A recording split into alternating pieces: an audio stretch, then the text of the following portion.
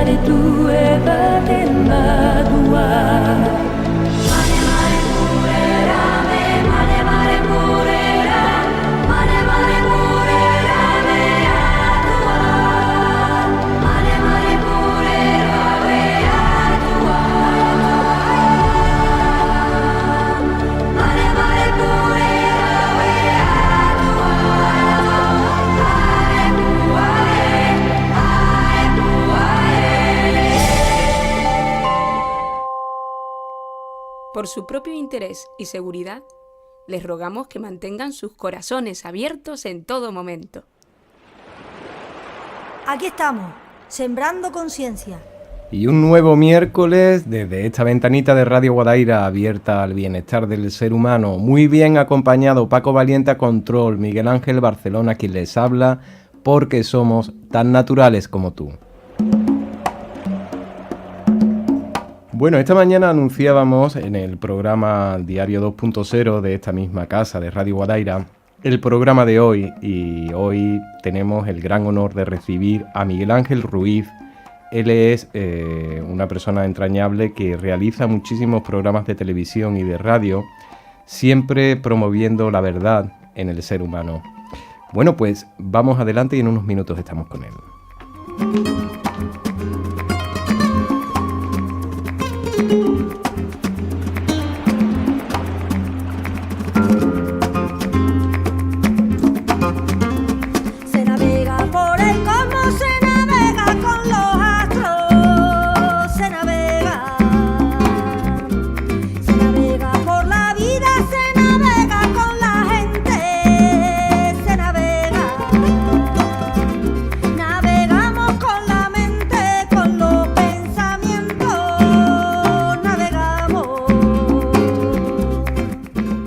Bueno, tenemos con nosotros a Miguel Ángel Ruiz. Él es una persona que, aparte de realizar muchísimos programas de radio y comunicación, como decimos siempre en pro de la verdad del ser humano, hoy tenemos la oportunidad que nos acompañe. Muy buenas noches, Miguel Ángel. Muy buenas noches. Pues es un verdadero placer que recibas a la llamada de este humilde programa de Tan Naturales como tú desde Alcalá de Guadaira, Sevilla, que siempre hemos tenido un proyecto en sí que ha sido promover el bienestar del ser humano, y en este caso hablar contigo es muy interesante porque quiero transmitir algunos mensajes sobre muchas cosas que las personas no conocen, como puede ser el propio hecho de los alimentos que comemos, que muchas veces no sabemos ni lo que nos llevan y todo lo que hay detrás de ese tipo de alimentos. Pero toda persona que pasa por este espacio, me gusta conocerlo un poco y ver un poco cómo decides, teniendo un trabajo estable, teniendo un grupo de trabajo, cómo es que decides promover la verdad informativa del ser humano. Bueno, el placer es mío porque agradeceros la entrevista. Y en cuanto a esta situación, ¿no?, que me comentas, la verdad que yo soy funcionario, trabajo en navegación aérea, soy ingeniero de telecomunicaciones. Que pasa que, pues hace unos años me empecé a interesar por el mundo de la comunicación. Me invitaron a un programa de radio, empecé al principio de un poco de tertuliano generalista, vamos a decir, pero la verdad que rápidamente yo estoy en eso que es mal llamado, yo entiendo que está mal llamado mundo del misterio, pero rápidamente me decanté un poco por una especie de pariente lejano que tiene el mundo del misterio, que son las conspiraciones, ¿no? Digamos que seguí esa senda hasta profesionalizarme, en cierto modo, y actualmente estoy cursando estudios de sociología un poco, pues precisamente para afianzar, ¿no?, todo ese aprendizaje que yo fui haciendo al principio de una manera autodidacta, ya no tanto, pero que entiendo que alguien que denuncie cómo funciona el sistema necesita una formación, ¿no? Porque realmente cuando profundizas en las cosas te das cuenta que es un campo vastísimo, ¿no? En este mundo, o concretamente, por ejemplo, en el campo, hay grandes especialistas solamente centrados en un tema, ¿no? Podemos citar, por ejemplo, a Fernando Rueda, especialista solamente en servicios de inteligencia, por ejemplo a Miguel Jara, que es solamente especialista en farmacéuticas, y yo, pues digamos, de alguna manera me he ido especializando en lo que serían sistemas lo que en sociología llamarían sistemas de control social o sistemas de dominación, ¿no? Y digamos que dentro de esas técnicas, que en el fondo es un abanico bastante amplio, uno que me llamó mucho la atención a raíz de un trabajo de investigación que hizo un señor que se llamaba Michael Motz y que fue ganador del premio Pulitzer, y que escribió un trabajo que a mí me parece de verdadera referencia en el sector, que se llama Adictos a la comida basura, cómo la industria manipula los alimentos para que nos convirtamos en adictos a sus productos. Wow, eso es interesantísimo porque muchas veces, por lo menos actualmente en este momento, comemos y ni siquiera pensamos qué estamos comiendo o qué nos llevamos a la boca. Claro, yo creo que uno de los detalles más curiosos es que vivimos en la era de la tecnología, ¿no?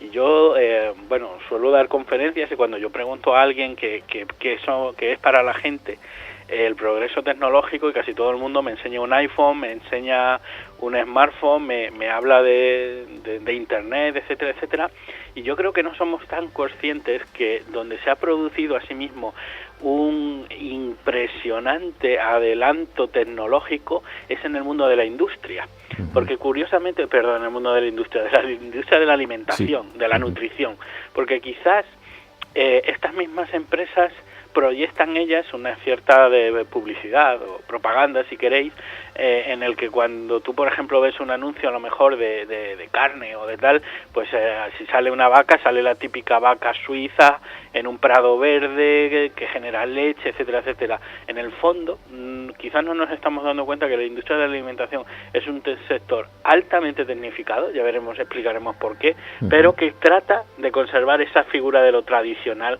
que en el fondo ya solamente es prácticamente un reclamo publicitario. Es muy difícil de encontrar, pues yo estaba recordando hoy preparando la entrevista, cómo antiguamente nuestras madres iban al mercado, a la plaza de abastos, y compraban siempre pues la verdura del hortelano de tal lado o del otro hortelano del otro pueblo, y ahora normalmente, partiendo por ejemplo de las verduras, es que da hasta un poco de miedo ver cómo la conservación de un fruto puede durar meses en una mesa de una cocina.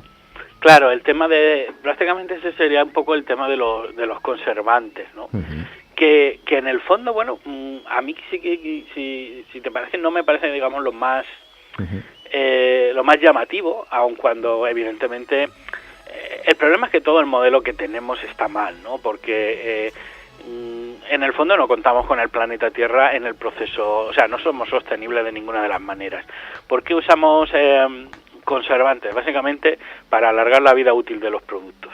Y esto ha funcionado tan bien que en ocasiones consumimos productos que están alejados miles de kilómetros de nuestras mesas, con el consiguiente cambio coste de CO2, de efecto invernadero, calentamiento global, etcétera, etcétera, consumo de combustibles fósiles, para hacer una cosa que se hacía de manera natural, y era, digamos, consumir lo que era local, ¿no?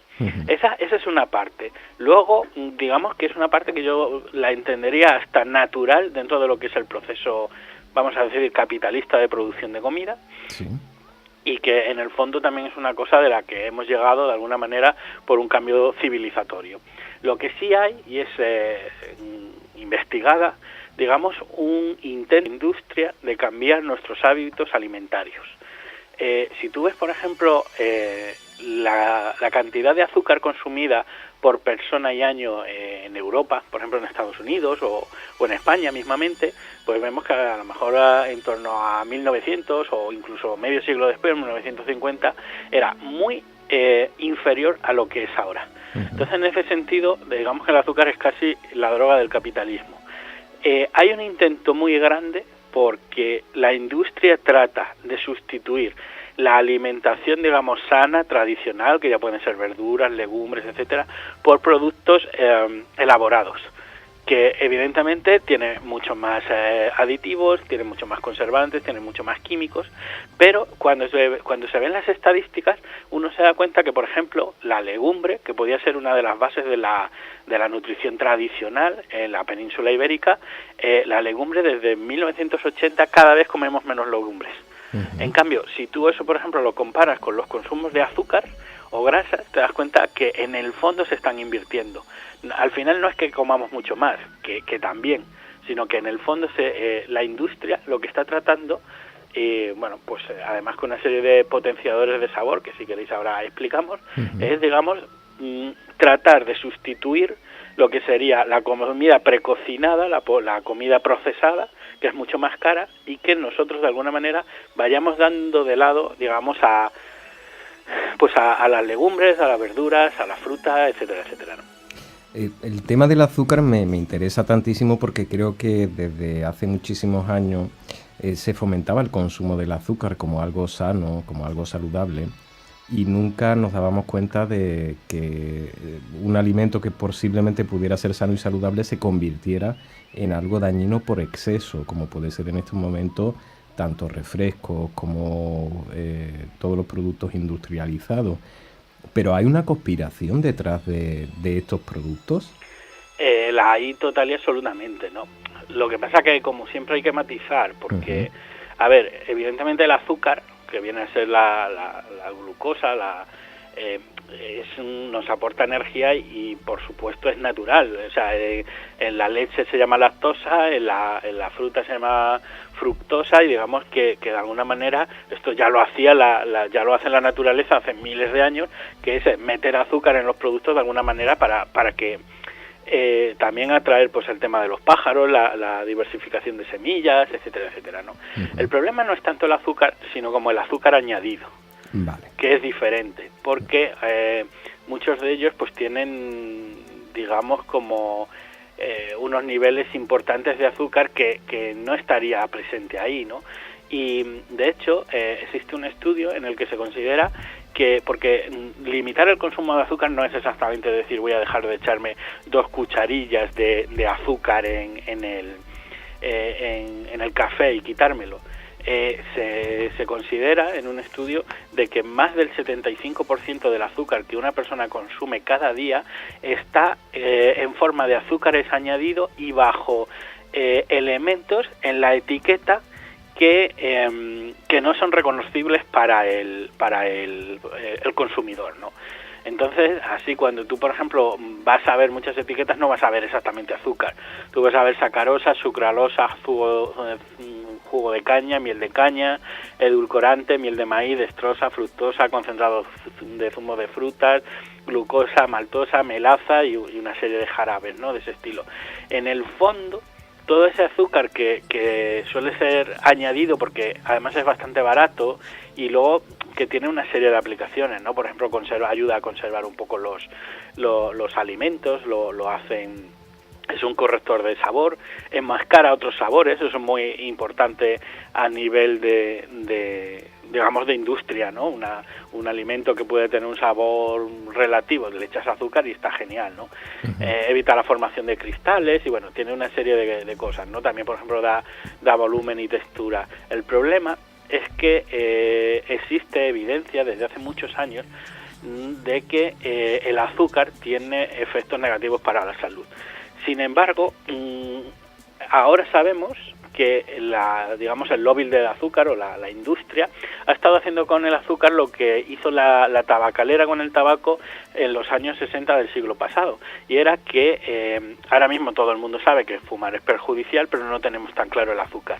Esto se basa en que sabemos que la industria del azúcar manipuló estudios científicos al estilo que hizo la del tabaco para ocultar esos efectos y que no tuviera y que no se produjera un descenso en sus ventas, ¿no? Entonces, desde el momento en el que hemos ido cogiendo evidencia de que efectivamente hay un interés importante en meter azúcar en todo, digamos que nosotros como consumidores nos tiramos como locos al azúcar. Hasta cierto punto tiene una contraprestación. Cuando haces un análisis de mercado en nutrición y hay un producto que tiene azúcar, es que toda la gente se va al azúcar. Entonces nosotros de alguna manera la requerimos, y de hecho estamos en España tomando prácticamente cuatro veces la cantidad recomendada de azúcar por la Organización Mundial de la Salud. El problema es que no hay, de alguna manera, una información clara de que el azúcar es adictiva y que se esconde en las etiquetas, y en el fondo todo eso es porque al final el azúcar contribuye de alguna manera, a ser adictos, ¿no? Hay otro componente en lo que estábamos hablando anteriormente, que es la adicción del alimento. Y hay siempre algunos productos que pueden llegar a producir esa adicción al alimento, que empiezas a comer y no puedes parar de comer ese producto, ese alimento. Estoy recordando ahora mismo, por ejemplo, nombrar el glutamato monosódico, que casi todas las patatas y casi todos los snacks contienen, y es algo adictivo que no puedes dejar de parar de comer, ese potenciador del sabor que se utiliza en casi todo, ¿no? Exactamente. Cuando decíamos hace un rato que la industria del snack o la industria alimentaria había sufrido un importante avance sin que nos diéramos cuenta, es porque hoy mismo ya se habla de neurosabor, y prácticamente sería pues estudios en el ámbito de las neurociencias lo que se tienen son escáneres cerebrales, y se ve cuál es la huella cerebral de consumir un alimento, ¿no? En el fondo, lo que se está haciendo ahora, el tema de la industria alimentaria, es que se están produciendo unos tipos de alimentos que son tremendamente sofisticados sin que nosotros nos demos cuenta, ¿no? Básicamente, cuando te vas a todo lo que es la comida basura, es un tridente, digamos, son 3 elementos que al cerebro le encantan porque liberan lo que son las endorfinas o las hormonas del placer. De hecho, cuando se ven en los escáneres cerebrales, ¿no?, de lo que es la resonancia magnética funcional, se ve que el cerebro de un adicto a la cocaína es similar o muy parecido al cerebro de un obeso, bueno, no de obeso por el peso, sino de un adicto a la comida, y similar al cerebro de un fumador. Entonces, ¿qué es lo que está tratando de hacer la industria? Digamos, se ha metido en una especie de carrera armamentística por el sabor, en el cual producen sabores tan intensos que tienen una huella cerebral que sería la base de la adicción física, la base de la adicción sensorial, y que básicamente tiene es como un tridente, un triple vector. Se basa en la adicción de sal, de grasas y de azúcar. Entonces, cuando tienes esos elementos correctamente bien identificados, puedes jugar con ellos, ¿no? Porque de hecho incluso se ha llegado a localizar la proteína T1R3, que digamos es la proteína receptora en la lengua de lo dulce, con lo cual ya no se trata de generar sabores que estén ricos, sino simplemente se trata de llegar al cerebro excitando químicamente digamos lo que sería la química de la lengua, ¿no? Entonces, en este sentido, no sé, conocidas marcas de snacks, está investigado hasta cómo actúa el cerebro cuando el crujido de, pues no sé, de las patatas estas, bueno, todo el mundo sabe marcas, pero incluso la forma, los colores, que las ondulaciones, incluso los botes que sean más o menos blanditos, cómo se destapan, el sonido, tanto solamente la aprobación del consumidor, sino también lo que se busca es la aprobación del cerebro del consumidor.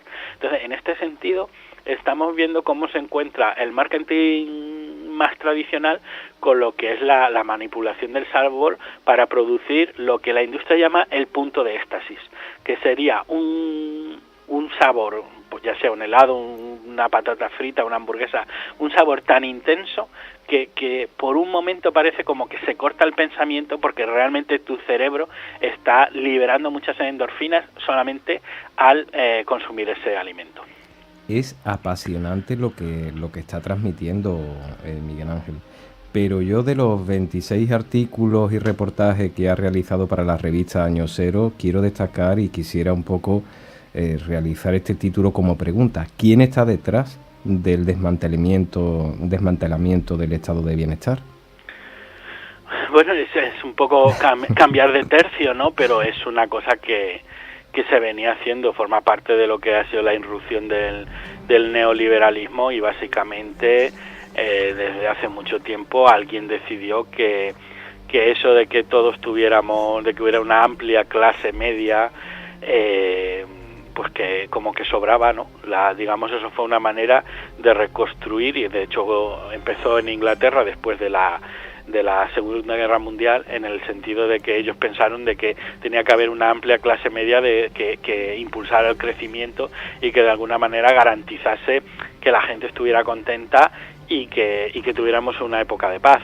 Años después, pues cada vez como somos menos necesarios como consumidores, somos menos necesarios como trabajadores, y alguien considera que o sea, una banca internacional poderosísima, que había que cambiar, digamos, lo que son las estructuras de base de la sociedad occidental. Y yo creo que lo que estamos viendo en las crisis, desde que empezó la crisis de las hipotecas subprime en Estados Unidos en 2007, pues yo creo que no hace falta explicarle a ningún oyente en qué estamos sumergidos, ¿no? Uy, yo es que investigando un poquito, y ya hemos hablado en este espacio, creo que fue en la primera temporada, sobre el Códex Alimentario, y la verdad es que me quedo un poco alucinado de cómo manejan nuestros hábitos según los intereses económicos. Y la cantidad de intercambio para ponerse de acuerdo sobre algo relacionado como la industria alimentaria es peor todavía.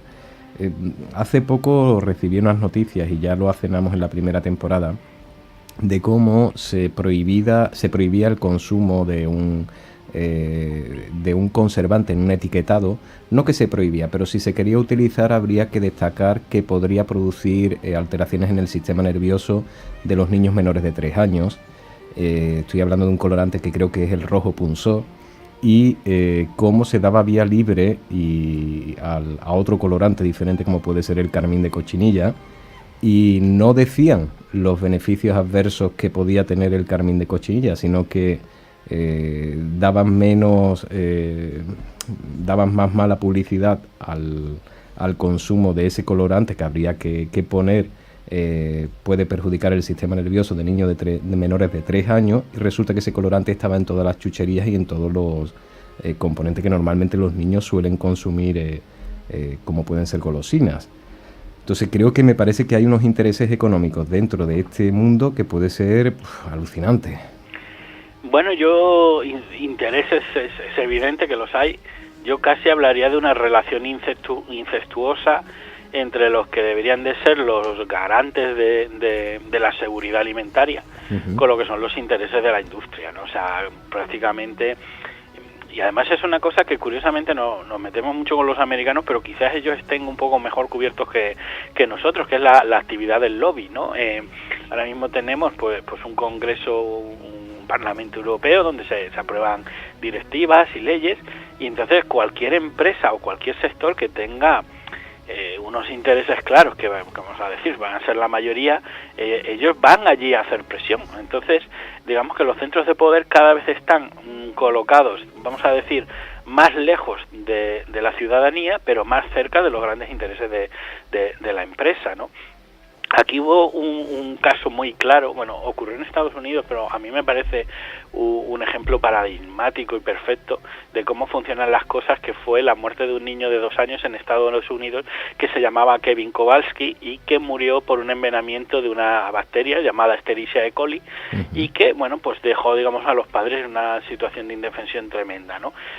Cuando aquellos padres empiezan a, bueno, pues te puedes imaginar a partir del dolor de la muerte de un niño, pero una batalla legal por tratar de decir, bueno, que la muerte de mi hijo no sea en vano y que yo pueda garantizar de que en Estados Unidos, cuando se demuestra que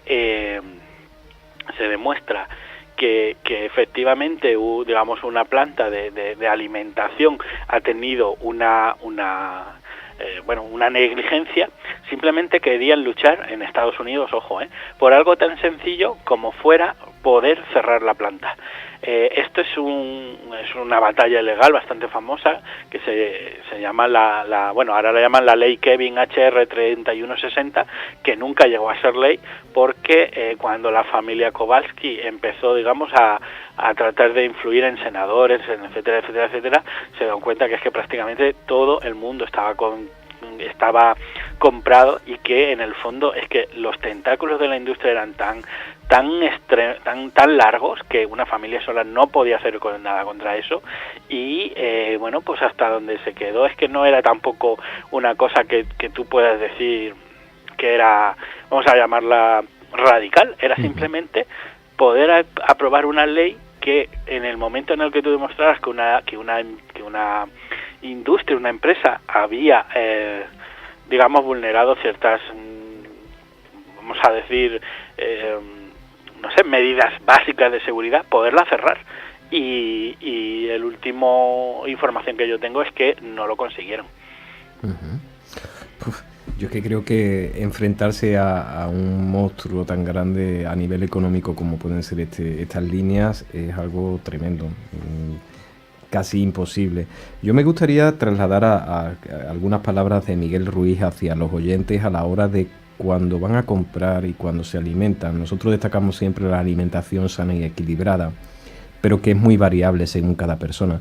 Pero a nivel general podemos dar algunas pautas o algún mensaje a los oyentes para que puedan tener un poquito más de conciencia a la hora de lo que comen. Bueno, yo, como expliqué al principio del programa, yo no soy nutricionista. O sea, digamos que yo me vehiculo más por el lado de la sociología y estudio como formas de controlar la sociología. Entonces, yo no me atrevo tanto a dar una serie de recetas. Sí. Bueno, puedo decir una cosa que yo creo que realmente no es decir nada. Básicamente que eviten todo lo que son comidas procesadas. Cuanto más procesada está una comida, cuanto más adictivos tiene, más azúcar tiene, más conservantes tiene. Entonces, cuanto más natural sea esa comida, mejor, ¿no? Pero bueno, yo creo que no haya ningún oyente que no sea consciente de esto. Lo que sí les voy a animar siempre es a que estudien, investiguen y hagan, si se puede, la alimentación más consciente posible, en el sentido de que se involucren en entender cómo funciona la actual cadena alimentaria, vamos a llamarla así, ¿no? De procesamiento, de consumo, etcétera, porque en el fondo gran parte de no sé si llamarlo la culpa, pero gran parte de la responsabilidad del punto al que hemos llegado es porque hemos dejado que otra gente decida por nosotros, ¿no?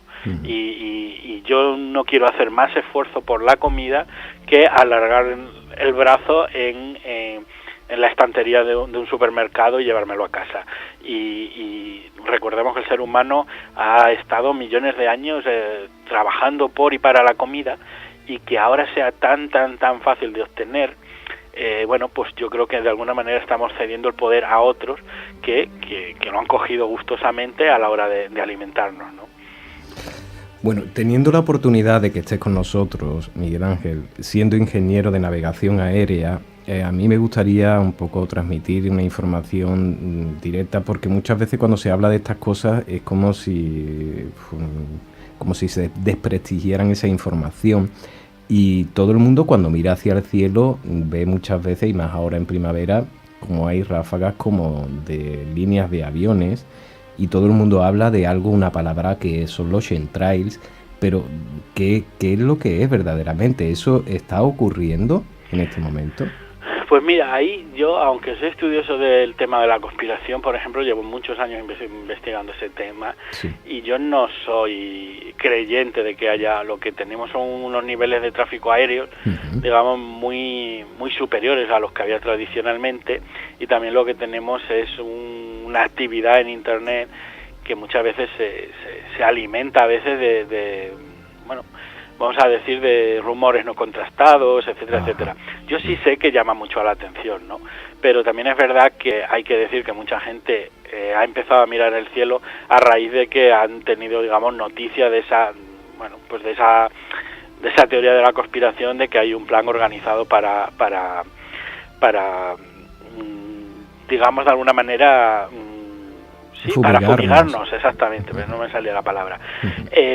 Yo creo que eso es elocuente. Lo que pasa es que habría que preguntarse cuál es la efectividad de diseminar un producto a una altura media que tienen los aviones de aproximadamente 10-11 kilómetros de altura, ¿no? Piensa, por ejemplo, que cuando se fumiga un campo, y de hecho es una actividad de riesgo, el piloto de la avioneta va muy pegado al suelo porque a la que te levantes un poquito le está fumigando el campo del de al lado, ¿no? Y no al que te paga. Y si tú eso te lo llevas a una atmósfera, pues como digo, 10-11 kilómetros de altura, realmente la efectividad no es. Yo creo que sí, que nos envenenan. Hay otras muchas maneras de envenenarnos, pero habría que mirar más al agua, a los alimentos, a los productos, porque esos sí están llegando a nosotros de una manera en concentraciones importantes, ¿no? Hay muchos campos de estudio para mí más preocupantes que el tema de los chemtrails. Por ejemplo, lo que son los disruptores endocrinos, que son productos químicos que tienen la capacidad de actuar como hormonas y que se sabe, por ejemplo, que afectan a lo que son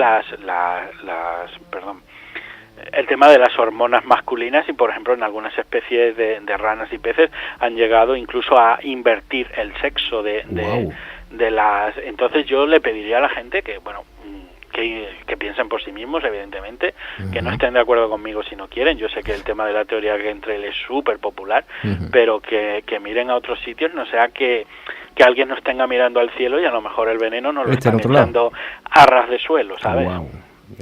Interesante, apasionante todo lo que nos cuenta, de verdad, Miguel Ángel.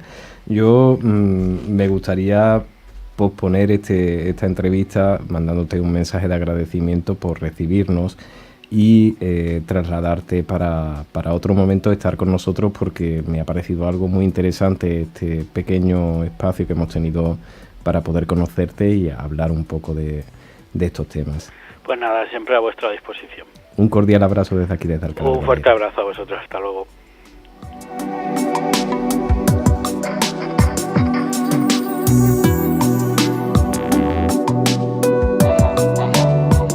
En Radio Guadaira, con Miguel Ángel Barcelona, porque somos tan naturales como tú. ¡Con valor hay victoria! Nos han hecho creer que tenemos que vivir con miedo y nos creemos que tenemos que vivir escondiéndonos. Nos han hecho creer que tenemos que vivir corriendo y nos creemos que tenemos que vivir huyendo.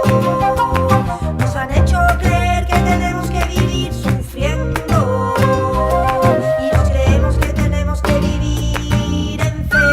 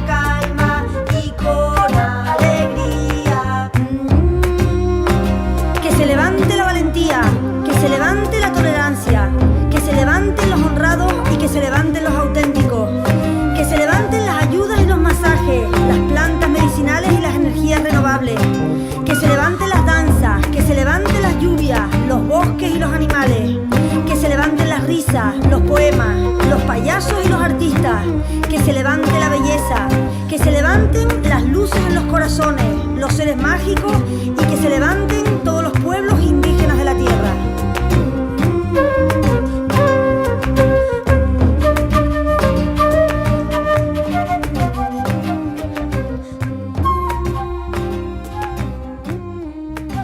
Tan naturales como tú, con Miguel Ángel Barcelona en Radio Guadaira. Bueno, seguimos adelante porque después de hablar con Miguel Ángel Ruiz yo me he quedado con más ganas de escuchar a este señor, porque es interesante tanto lo que ha estado comentando como las explicaciones que nos ha dado. Yo quisiera un poco, porque la presentación no hemos comentado, él es ingeniero de navegación aérea, pero se dedica mucho a la divulgación y desde el 2009 realiza radio. Se dedica principalmente a la divulgación de las mal llamadas conspiraciones. Empieza con Juan Miguel Marsella en su programa Extrañología, y aquella experiencia de hacer radio pues fue genial. Ha estado en varios programas como Dimensión Límite junto con David Cuevas, con la sección Conspiranoia. Luego otra sección sobre conspiraciones tras los límites, junto al inigualable David Mulle. Además ha contado con una sección muy divertida de ciencia que se llama Rumbo Infinito, junto a Raúl Pastor y Sara Santos. Y gracias a David Cuevas, que empujó como a dar las primeras conferencias, y también el primer artículo de Manuel Carballal, que es el Ojo Crítico. Y poco a poco pues ha ido brindándosele oportunidades en la revista Año Cero, gracias a Miguel Pedrero y a Enrique de Vicente. También vamos a nombrar a Iker Jiménez de los debates de Cuarto Milenio, que también ha participado. Y a Miguel Blanco, el gran Miguel Blanco, por contar con él en el programa Espacio en Blanco de Radio Nacional de España. Bueno, pues es Miguel Ángel Ruiz, el que nos ha acompañado en la primera parte de Tan naturales como tú.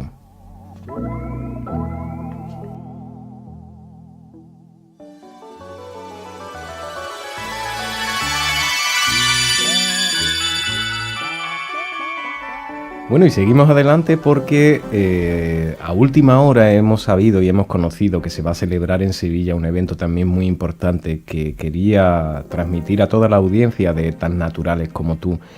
Vamos a hablar con una colaboradora de este espacio. Ella es Reyes Lamprea, que nos ha presentado algunos de sus escritos y algunos de sus libros a lo largo de las 3 temporadas de Tan naturales como tú. Muy buenas noches, Reyes. Hola, buenas noches. Encantado de saludarte de nuevo aquí en este espacio, en esta horita de Llevando Bienestar al Ser Humano. Y creo que hoy vienes a presentarnos un evento que va a realizarse en Sevilla, que se llama Literaria Sevilla. Sí. Me gustaría un poquito que nos hablaras cuándo se va a celebrar y en qué consiste este evento de literaria. Estupendo, muchas gracias. Lo primero, agradecerte que me haya dado este espacio, porque para esto es importante, ¿no? Uh-huh. Y bueno, Literaria es un evento que se viene día 24. Hoy creo que tienes que hay algún problema con la cobertura del teléfono. A ver si te puedes colocar en algún sitio donde podamos obtener buena cobertura y escucharte. Vale, sí, a ver si mejora. Cuéntanos. Un momentito. Pues Literalia es, como decía, un evento, un encuentro que se celebra en Sevilla, uh-huh, en el Centro Cívico La Sirena. Bien. Esto del día empezamos a las 10 de la mañana, se para comer sobre las 2 y después seguimos de 4 a 8. Está enfocado en, van a haber muchos ponentes, uh-huh, escritores, va a haber también algún bloguero, una ilustradora, una lectora, va a haber un chico que también que viene, que es un filósofo que viene a recitarnos una poesía preciosa de Gustavo Adolfo Bécquer, que además la dramatiza. Uh-huh. También, bueno, hay muchos escritores. El tema es que todos vamos a aportar lo que cada uno hacemos desde el ser humano, uh-huh, no desde la profesión, sino porque la profesión es algo que entendemos como el camino del trabajo, ¿no? Uh-huh. Pero es desde lo que cada uno somos, porque desde ahí sale lo que realmente hacemos. Entonces, el trabajo que estamos haciendo en Literaria es quitando un poquito todas las barreras con respecto a cómo sí se hacen las cosas y cómo no se pueden hacer, a dónde se llega haciendo las cosas de un modo y a dónde se llega haciendo las de otro. Uh-huh. Nosotros los que estamos allí creemos que es muy fácil cuando realmente se crea un proyecto y se apoyan a las personas que están en ese proyecto, que las cosas salgan por sí solas, siempre que realmente se quiera hacer. Efectivamente, es un poco dar pie a esa parte mágica del ser y del sentir, y no del crear con el pensamiento, sino crear con el sentimiento, ¿no? Exactamente. Oye, pues tiene que ser algo también muy bonito el reunir a tantas personas que tienen esa dedicación y ese sueño de escribir y de transmitir esas emociones, tramite la lectura. ¿Y qué podemos encontrar? Porque son escritores que van a dar sus ponencias o personas que van a exponer sus experiencias, ¿no? Sí, exactamente. Son escritores además muy diversos, vienen de, bueno, tenemos por ejemplo un escritor que trabaja con la fantasía, llamémosla así, aunque creo que es fantasía nada, pero vamos. Se llama Al Grosso, por ejemplo, tiene una saga llamada Millennium, creo que es, perdonadme, pero no me acuerdo de todos los nombres. Hay una escritora, por ejemplo, que se llama Judith Luque, que también escribe, digamos, temas del corazón. Elena Siriane. Después nos acompaña también Marta Corpas, que es la editora de la revista Muy Mujer, que se edita aquí en Sevilla. Es una revista muy especial donde la parte femenina, la parte también empresarial y la parte del alma. Hace una unión bastante interesante ahí. Tenemos también a Javier García, que es escritor, tiene un blog y también publica mucho en Facebook. No se ha dedicado todavía a publicar de forma física un libro, pero trabaja la conciencia y es una persona también muy especial. Nos acompaña Matilde Cáceres, que es una lectora férrima y nos acompaña como lectora. Raquel Plaza, otra escritora también que es muy interesante de leer, Noni García, yo sé. En el fondo, May Ruiz Ávila, Mercedes Gallego, perdóname, pero es que no me acuerdo de todos. Mercedes Gallego, y lo importante es que todos somos, creo yo, bastante humanos. Un poquito también de mitificar la figura del escritor, porque somos profesionales de lo que hacemos y cada uno lo hacemos a nuestra manera, de la mejor manera que sabemos, y poniendo el corazón en lo que hacemos, ¿no? Entonces, la idea es esta, ¿no? Es como un movimiento que se hace andando. Literaria empezó como iba a ser un café literario de unas horas nada más, y ha ido creciendo y las personas se han ido sumando a gente muy especial. Y será lo que será, porque en el fondo vamos a compartir un día, yo creo que bastante interesante para todos.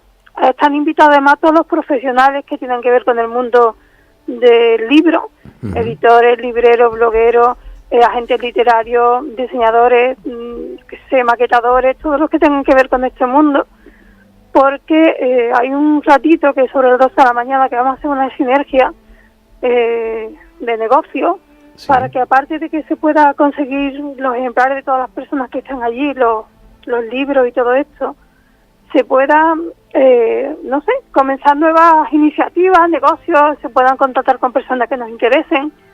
Ese espacio también se ha dejado, nos parece muy interesante. Y bueno, es una cosita un poquito especial. Aparte del nivel profesional que va a promover Literaria en Sevilla, también está abierto para toda la persona que tenga pasión por la lectura y quiera conocer este evento. Naturalmente. Esto empezó siendo solo para los lectores. Ajá.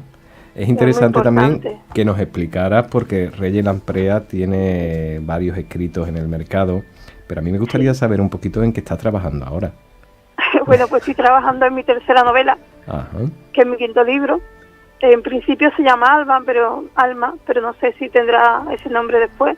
Es la continuación de Me encontré con su alma. Y es una novela muy, muy bonita, porque está situada además en esta época. Las anteriores están en el siglo XVI. Porque la anterior estamos hablando de... sí, la revelación del Nazareno. Exactamente. Y la siguiente, Me encontré con su alma. La que ya hemos hablado en este programa también, fue una entrevista preciosa.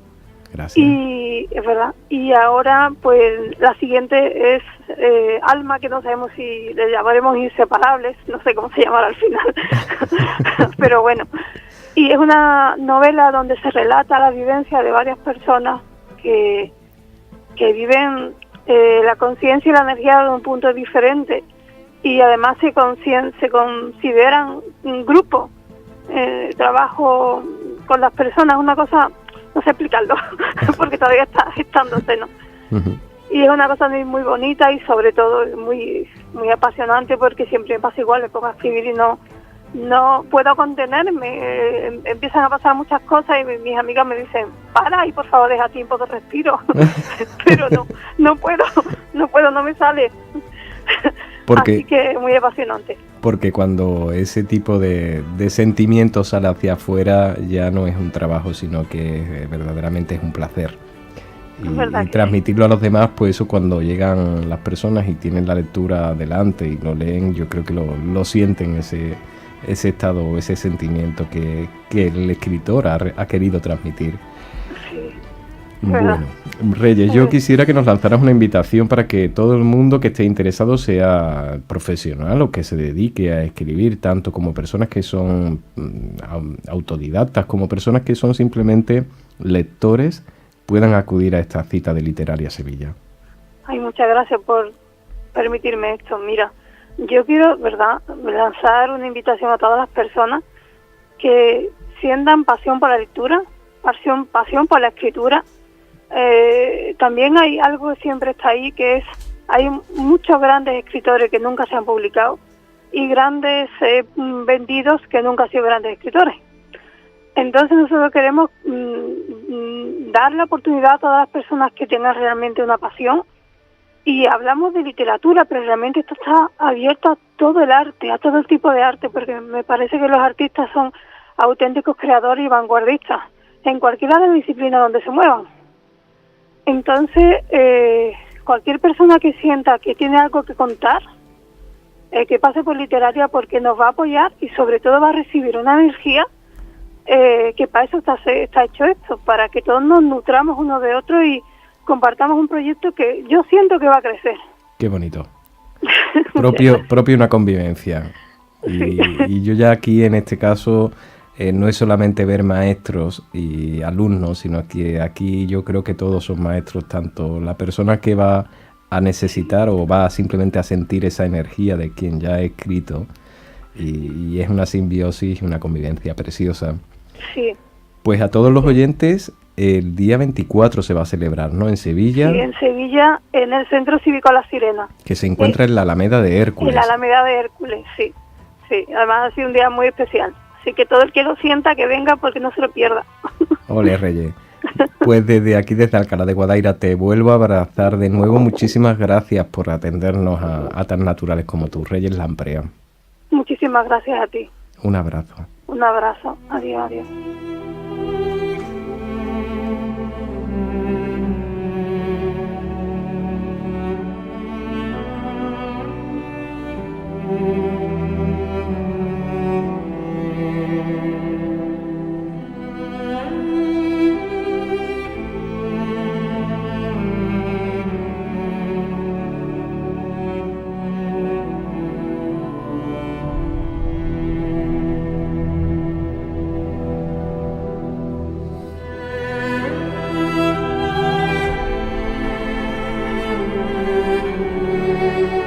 Radio Guadaira con Miguel Ángel Barcelona, porque somos tan naturales como tú.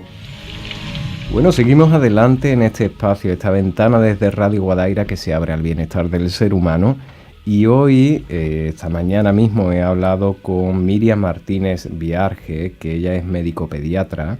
Le he pedido permiso para leer un artículo que ha realizado, y espero que muy prontito esté con nosotros en este espacio tan naturales como tú. Anteriormente hemos hablado con Miguel Ángel Ruiz, nos hablaba de las legumbres, de que se consumen menos legumbres ahora que en los años 80-90, y se titula este artículo ¿Pueden comer legumbres los bebés?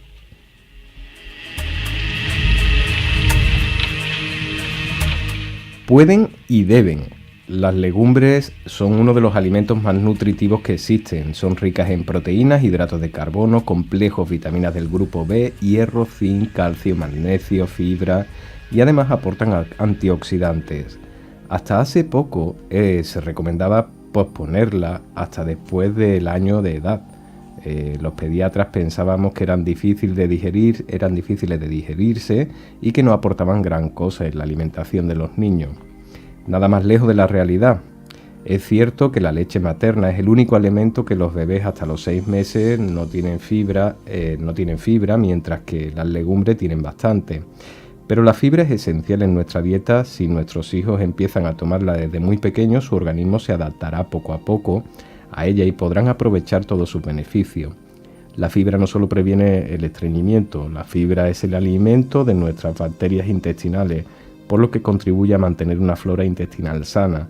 Y esto puede jugar un papel en la prevención de las enfermedades cardiovasculares, obesidad, diabetes. A partir de los 6 meses los bebés deberían de tomar una pequeña cantidad de legumbres a diario, acompañada de verduras y hortalizas. De esta forma se reemplaza a la carne y al pescado en las dietas vegetarianas y veganas. Incluso los bebés que no son vegetarianos se beneficiarían de tomar legumbres más a menudo y de sustituir varias veces por la semana la carne y el pescado por las legumbres. Para empezar podemos añadir una cucharada sopera de lentejitas al puré de verdura y dejar que cueza todo junto. Estas lentejitas se deshacen durante la cocción y añaden consistencia y nutrientes al puré. El tofu, que es un derivado de la soja y por tanto una legumbre, también puede darse a partir de los 6 meses en puré o pasado por la sartén con un poco de aceite en trozos para que el bebé lo mastique o pruebe la textura. Otra forma de comer legumbres que a los bebés les encanta es el hummus de garbanzo y sésamo. Se puede ofrecer como plato único al mediodía, untado en el pan a cucharaditas o acompañado de un trocito de verduras cocidas como pueden ser patatas, zanahoria, brécol. Más adelante se pueden ir incorporando las alubias, los azukis, las lentejas enteras y el resto de las alubias de mayor tamaño. El tempeh es otro derivado de la soja, es la soja fermentada, con propiedades probióticas y podemos ofrecerlo desde los 8-9 meses. Y por último los cacahuetes, que no son un fruto seco sino una legumbre y que siempre molidos en forma de mantequilla pueden formar parte de la alimentación de los bebés desde los 7 o 8 meses de edad. Este reportaje es de la médico pediatra Miriam Martínez Viarge, que le mandamos una invitación a nuestro espacio Tan Naturales como Tú para que próximamente pueda estar con nosotros.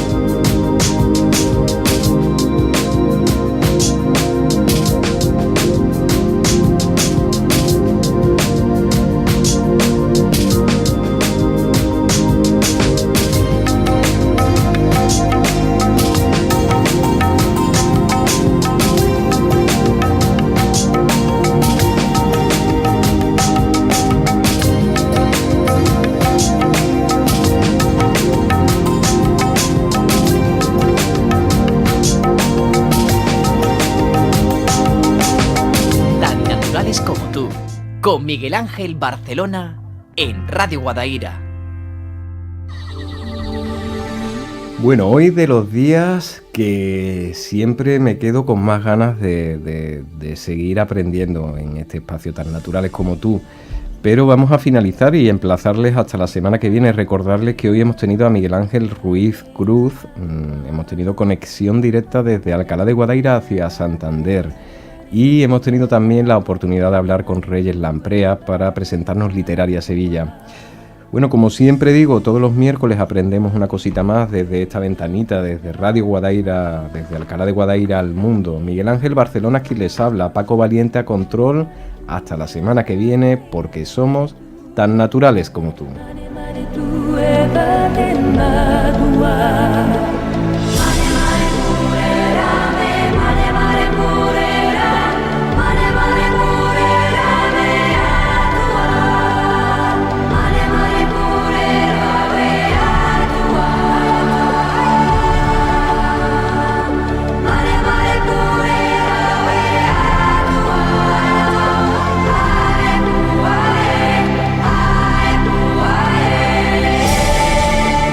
Todos los seres vivientes, la gente de piedra, la madre tierra, el padre cielo, el abuelo sol, la abuela luna, los subterráneos, el pueblo de las estrellas, los humanos, los hermanos y hermanas del cielo, los hermanos de pie o los árboles, y los seres del trueno.